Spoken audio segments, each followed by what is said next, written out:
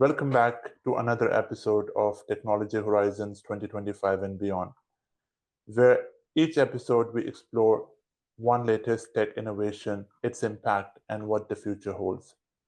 I often see brilliant, innovative minds coming to me with incredible ideas, though they do not know always what to do next. How do you turn an idea into a thriving startup? That's one question that I often get asked. How do you build something impactful with limited resources, for example? Today, we are going to do just that.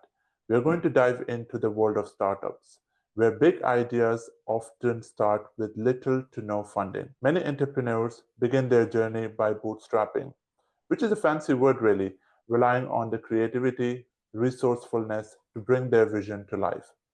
But in today's tech world, what role does technology play in startup success? To explore this, I am joined by Sheikh Hamad Amjad, a business therapist, a consultant, a startup expert who has worked extensively with founders to help them navigate their entrepreneurial journey.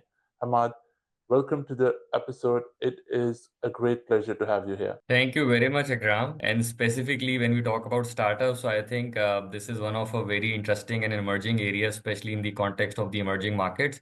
So I am glad, and I'm really looking forward to talk to you and answer your queries and questions. Thank you so much, Hamad. Hamad, let's begin with the basic. The term bootstrapping is often used in the startup world.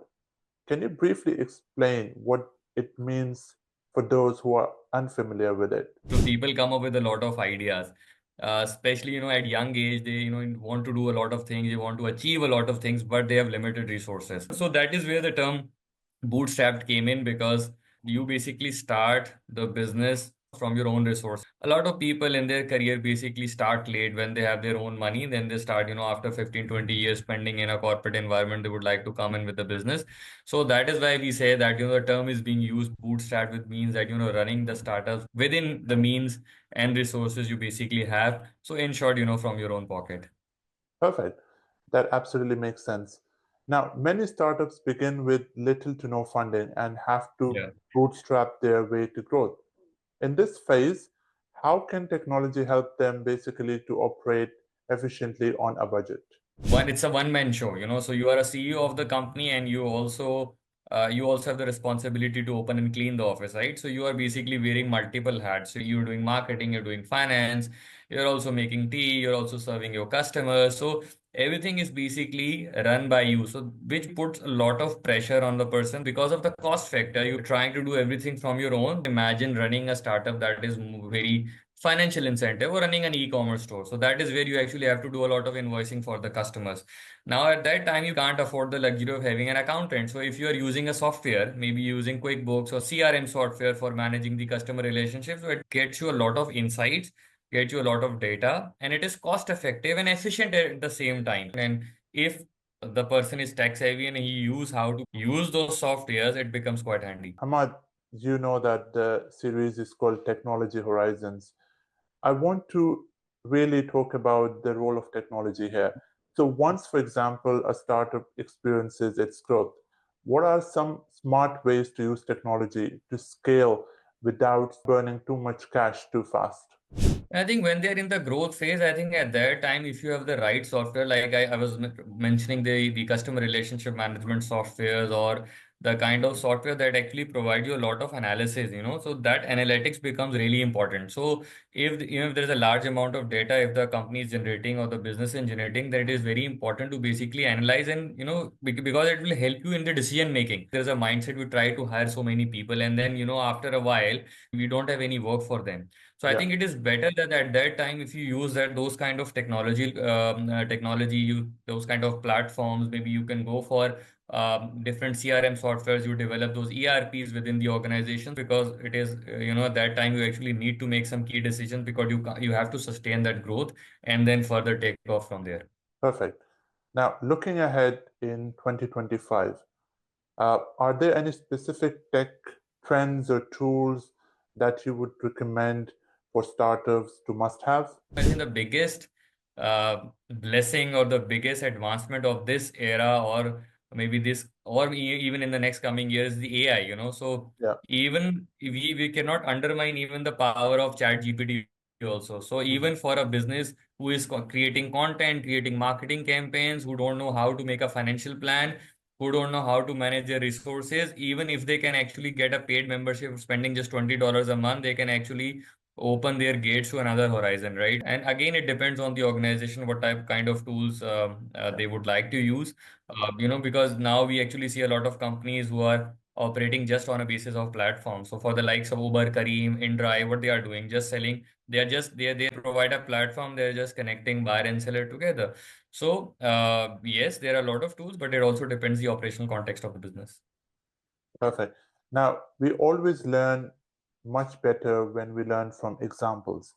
So, looking at some examples, can you share some examples of a startup that successfully used technology to go from struggling to thriving? When this word startup came in, or the word incubation centers came up, so a lot of focus was on the technological companies, the IT companies. But slowly they opened up. Now we've been seeing we are seeing a lot of companies from the agriculture coming in. So now they are also using technology to basically map out the whole process, to enhance the overall yield of the crop, to get the information prior, that how's weather gonna be in the next coming months. Hmm. So there's a startup which I was working with, and I mentored those startups. So they are using, there was a very simple problem in developing countries manage the water and electricity. So they came up with the technology, having those smart devices in the home, which basically not only have a good effect on your overall billing, but also give you a fair amount of the idea that when you have to actually order, how many units have you actually consumed. And so these are all examples of technology based startups. If technology wasn't there, they couldn't have actually born or even grown to this level, where they're actually now. Yeah, absolutely. I completely agree with that. With now United Nations Sustainability Development Goals, uh, reducing inequalities, for example, or providing access to these basic necessities is really important. And if we can use technology to benefit that, that's amazing, really. Now, talking about the flip side, obviously, we now looked into some successful practices. What about, are there any cases where startups relied too much on technology and it somehow backfired? So recently I went to a launch of a microfinance banking institution. Now microfinance and microcredit everywhere around the globe, has picked up pace. Now, even using technology, you can actually, using AI, you can actually do the due diligence of the customer and get, in the developed world, we call it a credit history. So you Yeah, can actually analyze based on his circumstances that, even if he's eligible for a loan or not, in what is the probability that the loan will be repaid back to the organization. So too much emphasis on the technology and, just ignoring the human factor yeah, or ignoring the other practices of the business basically lead to failure. Because there was a company I was working with, they were working internationally, but they were heavily, because the owners and co-founders were all technology enthusiasts, right? So there, every time their focus was on data, while the business actually had other qualitative factors also which needed to be improved, because not everything can actually be quantified into data and can be analyzed. yeah, So this has been a challenge. So I think we need to create a balance everywhere. Yes, technological advancement is there. Use of technology in terms of cost optimization, or sometimes it helps you to make a decision. But on the other side of the laptop or computer, there is a human sitting. So he will or she will analyze the data and make a decision accordingly. So I think the both factors need to be balanced. And there are instances where you actually need that human connection to be there and to make decision. You can't just, for example, you can't just copy paste a campaign from chat gpt and just run it, without proofreading, or even just, without understanding the consumer behavior overall. So yeah, that is why I feel that, too much reliance or emphasis on the technology itself, and without looking at the other factors of the consumer behavior, pricing, or whatever there are, the other factors that are important to run a startup. If you ignore that, it will be a disaster, and you'll create a mess. So a balance should be there. yeah, perfect. Now, Hamad, like you said, you have been watching these episodes. So my last segment is always about where I throw a bunch of rapid questions and then I expect, my guest to provide one-liners. Now, Hamad, if there's one key ingredient that would separate successful startups from the ones uh, that fail? What would be that one key ingredient if you were to pick? I think product market fit. The next question is your favorite tech tool or an app for a startup success? I know you talked a lot about ChatGPT, which is really good, and we talk about that in every episode. But according to you, is it going to be the same ChatGPT, your favorite tool for the startup success? No, no, no, I think Chat GPT is one of the tool because everybody has been recently introduced to this tool, and still we are having that sort of a honeymoon period with the application. Yeah, But for me, I think yeah, for me it's Basecamp, so it's a very good project management tool. So if you use it, you can easily even sitting in different countries, you can easily manage your teams. perfect. Before we wrap up, uh, obviously this is a bite size of information that we can provide.